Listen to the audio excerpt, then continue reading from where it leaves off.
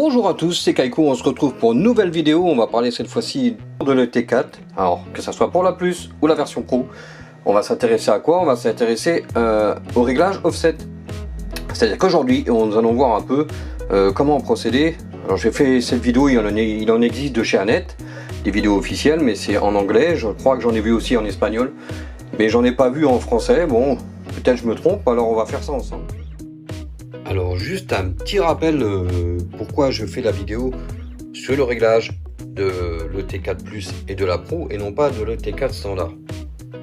Tout simplement parce que sur ces deux imprimantes, ici on a la Pro et là on a la Plus, sur ces deux imprimantes il existe une différence essentielle par rapport à une ET4 standard. Je parle pas électronique, hein, carte mère et tout ça, je parle sur le fin de course de l'axe Z. C'est-à-dire que comme vous le voyez ici, pour ceux qui ont une ET4 standard, ou ceux qui ont vu le ET4 standard, en haut ici du montant, on a un fin de course sur une standard qui fait que chaque impression, on a l'axe X qui doit monter jusqu'en haut, venir en haut de l'arche, faire son contact et redescendre sur le plateau à la hauteur du offset que vous avez prédéfini. C'est une différence. Sur les deux là, sur la Plus et la Pro, comme vous le voyez ici, hein, j'ai un capteur dans la tête. Vous voyez, j'ai ouvert une des têtes que j'avais. Alors, nous avons un capteur capacitif, et je vais faire un petit piqûre de rappel. Le capacitif par rapport à l'inductif, on va commencer par l'inductif, c'est exactement les mêmes choses. C'est exactement le même capteur, sauf que peut-être pour entre le capacitif et l'inductif, nous avons ici la partie plastique qui doit changer de couleur, il me semble. Mais on va expliquer quand même. L'inductif, c'est quoi? C'est un capteur de proximité. En gros, hein, je fais ça en gros, je ne vais pas vous saouler longtemps. Le capteur inductif, lui, il va détecter que le métal. C'est-à-dire que si vous avez un plateau en métal, comme la plupart, même, je crois même 99% des imprimantes, le capteur va détecter. Seulement, le souci, c'est comme là, si on a un verre. On a un verre sur le plateau du métal. Vous savez que le verre, c'est comme le miroir. C'est, on va dire, les deux surfaces les plus appropriées à l'impression, du fait de la planité. Alors, pourquoi c'est un problème quand on a un capteur inductif, je vais y arriver, par rapport à un capacitif? Donc c'est l'histoire de... En fait, si vous avez le verre, et que votre verre est trop épais, le capteur inductif n'arrivera pas à capter le métal à travers. Donc il va falloir partir sur un verre beaucoup plus fin, et le souci c'est que plus il est fin, évidemment, plus il est cassant. Donc ici, nous avons quoi? Nous avons des capteurs capacitifs, sur les deux ET4 que voilà. C'est-à-dire que le capacitif détecte tous les obstacles. Il ne va pas faire le plastique, le verre, le fer ou n'importe quoi. Ce qui lui permet, c'est que à un moment où il descend, de venir faire le contact directement sur le plateau. Peu importe si vous avez comme moi ici un verre sur la Plus, sur la Pro, j'ai fini par me tromper. Ou alors ici un plateau magnétique, parce que ici moi j'ai pas de verre, un plateau magnétique directement sur le plateau en aluminium. Donc peu importe ce que vous avez, le capteur capacitif détecte tout. C'est un des avantages que je trouve que Annette a bien fait sur leur Annette ET4. Il était important de le rappeler. C'était pour bien expliquer pourquoi les vidéos s'intéressaient juste à l'ET4 Plus et à l'ET4 Pro. On continue. Alors pour ce réglage, moi ce que je fais, petit conseil, c'est-à-dire que je viens chauffer le plateau et je viens aussi chauffer ma buse. Pourquoi? Parce que je fais comme ça sera vraiment une simulation, une situation d'impression. Et le capteur lui-même, quand il viendra capter son plateau, il est vraiment dans des conditions d'impression normales. Je vais prendre un petit bout de papier, tout simplement. Voilà ce que je fais. Je prends une feuille de papier dont l'épaisseur est de 0,1 sur les feuilles standards. Et je vais la glisser entre la buse et le plateau. Après, sur mon écran, je vais descendre ma buse jusqu'au moment où ma buse va venir coincer la feuille de papier sans forcer. Je vais descendre en faisant le réglage pour descendre de 0,1 en 0,1. Je ne vais pas descendre de 1 ou de 10 pour éviter de venir écraser la buse sur le plateau. Une fois que ma feuille de papier est coincée en dessous de la buse, je vais relever de 0,1 pour venir, en fait, la feuille de papier va légèrement frotter en dessous de la buse et c'est spécialement ça qu'on veut, d'avoir ce réglage de 0,1 entre le plateau et la buse. Donc ça tombera parfaitement. Alors voilà où on en est. On a notre écart de 0,1 avec le plateau, entre la buse et le plateau donc. Mais vous voyez bien que ici mon capteur n'est pas allumé. Le capteur, s'il aurait trouvé le plateau, s'il aurait détecté le plateau, il serait déjà allumé. Donc c'est ça qu'on va régler, qu'on va affiner. Pour ça, on prend tout simplement le tournevis plat qui était fourni dans le kit. On vient se mettre sur la petite vis du haut. On vient pas forcer, il n'y a aucune résistance mécanique, hein. C'est juste pour régler la sensibilité. Et on va serrer. Voilà, on serre jusqu'à temps que le voyant s'allume. Quand le voyant s'allume, ça veut dire que le capteur a bien détecté le plateau. Je vous la refais, je dévisse, il s'éteint, je revisse, hop, il a détecté le plateau. Donc là, le réglage est bon, on peut passer à la prochaine étape. Qu'est-ce qu'on a fait ici maintenant? On a réglé le capteur pour lui dire, c'est bon, maintenant tu es à 0,1 de mon plateau. C'est le réglage de base sur les imprimantes 3D FDM. Maintenant, ce que nous on veut, c'est que le plateau soit vraiment parallèle à cet axe X. Pas qu'il soit plus haut ici, ou plus bas, ou inversement, la même chose de l'autre côté. Donc qu'est-ce qu'on va faire? On va aller dans, regardez, suivez-moi, on va aller dans préparer, dans nivellement, et là il y a une aide que j'aime bien. Pourquoi? Parce que on va mettre la tête dans chaque coin de notre plateau, et on va pas le faire à la main, c'est-à-dire qu'on va pas forcer sur les axes ou n'importe quoi, on va le faire vraiment avec le moteur en situation d'impression. C'est ça que je trouve vraiment pratique. Donc suivez-moi, regardez, ici, on va mettre manuel. Qu'est-ce qu'il va faire? Il va revenir un coup, refaire l'offset et se remettre à 0,1. Ça c'est juste pour lui. Vous voyez? Tac, maintenant on s'allume, on est bon. Maintenant, on va lui dire, allez, mets-toi à l'avant gauche. Voilà. Ici, on recommence. On met bien la feuille en dessous. Et on vient régler. Alors, toujours pareil dans les quatre coins. Moi, je serre un peu. Ah.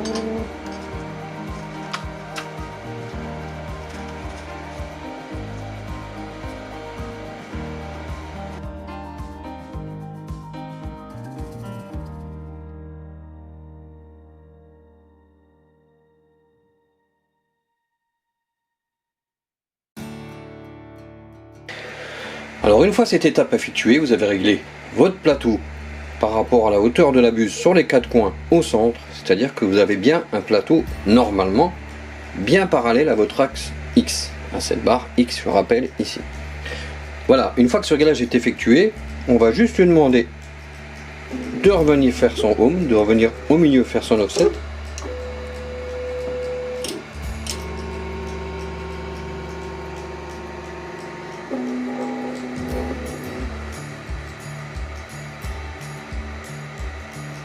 Voilà. Et dernière étape, une fois que ça c'est effectué, on va lui demander d'aller le faire en automatique. On va appuyer 2 fois dessus. Il va nous proposer le démarrage du nivellement automatique. On va lui dire oui. Et là, il va aller faire quoi? Il va aller faire ces différents points pour s'assurer de la planéité, de la position du plateau, c'est-à-dire toujours la même chose, qu'il soit bien parallèle à votre axe X. Et aussi bien perpendiculaire, bien horizontal on va dire. Voilà. Ça, je vais le passer parce que c'est très long.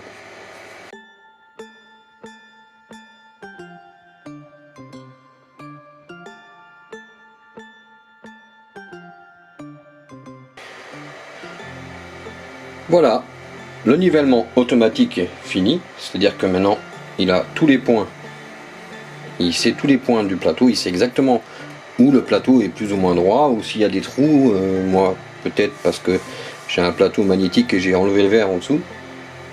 Donc ici, à partir de là, le logiciel, c'est tout.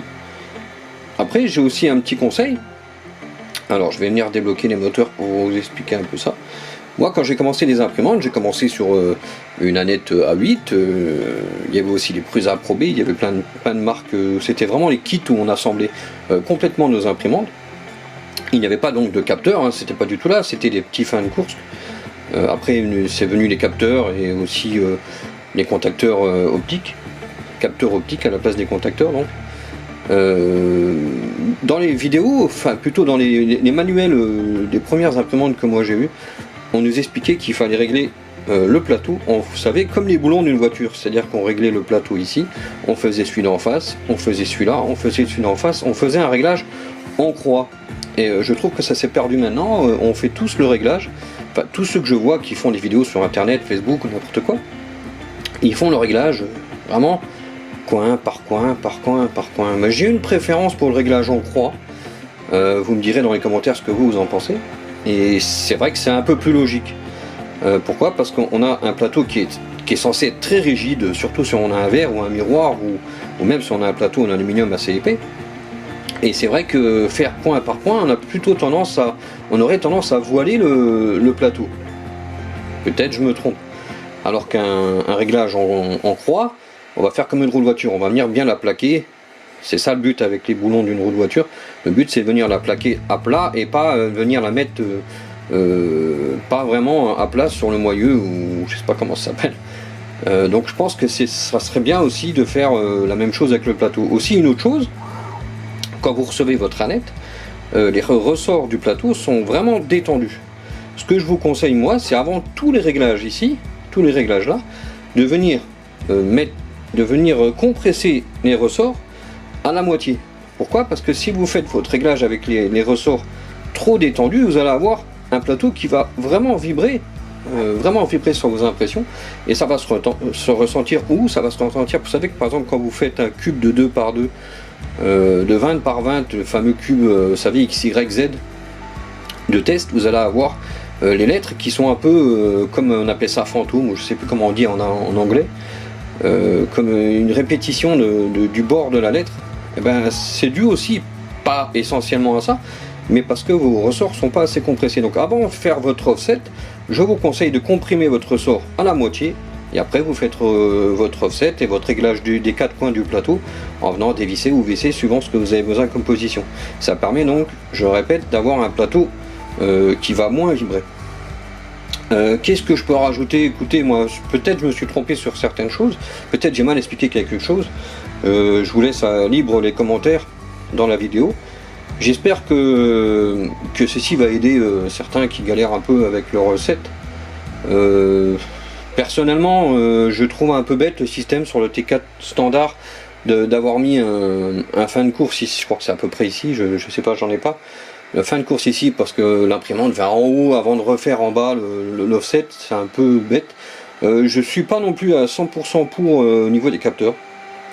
Alors ceux qui me connaissent savent bien ça, hein, que ça soit un capteur inductif ou capacitif, ou alors que ça soit un bel touch, je suis pas 100% pour. Pourquoi? Parce que moi j'estime que quand le plateau est bien réglé ou qu'il est plat, bon, ça c'est encore une autre histoire, un simple contacteur sur le Z ça peut suffire. Bon, maintenant les fabricants ne nous vendent pas forcément un verre plat, c'est une discussion sans fin. Enfin bref, moi j'ai une petite préférence pour un simple capteur, simple fin de course sur le Z, ici on s'en fout, et comme ça on règle une fois et c'est fini. C'est mon avis. Voilà, j'ai fait un peu le tour, donc pensez bien à la buse propre, pensez bien à comprimer vos ressorts, prenez votre temps, faites pas ça. Donc petit conseil aussi, hein, n'oubliez pas, comme moi je fais à chaud, hein. D'ailleurs j'ai pas arrêté, j'aurais dû arrêter. Je fais à chaud, comme ça c'est vraiment une situation d'impression. Et puis voilà, on a fini à peu près. Ben, je vous remercie de votre attention. Si vous aimez bien, vous pouvez mettre un petit plus, hein, ça fait un petit pouce en l'air, ça serait pas mal. Vous pouvez vous abonner, hein, j'essaie de sortir un peu quelques vidéos, au moins une par semaine. Là, ce réglage là, ça me tenait un peu à cœur parce que j'ai vu pas mal de monde qui galérait, que ça soit sur les groupes français ou étrangers. J'ai peut-être pas la meilleure façon de le faire, mais comme je vous dis, hein, peut-être je fais des erreurs qui vont pas vous plaire, mais voilà, c'est une petite aide. Allez, je vous remercie, prenez soin de vous, salut.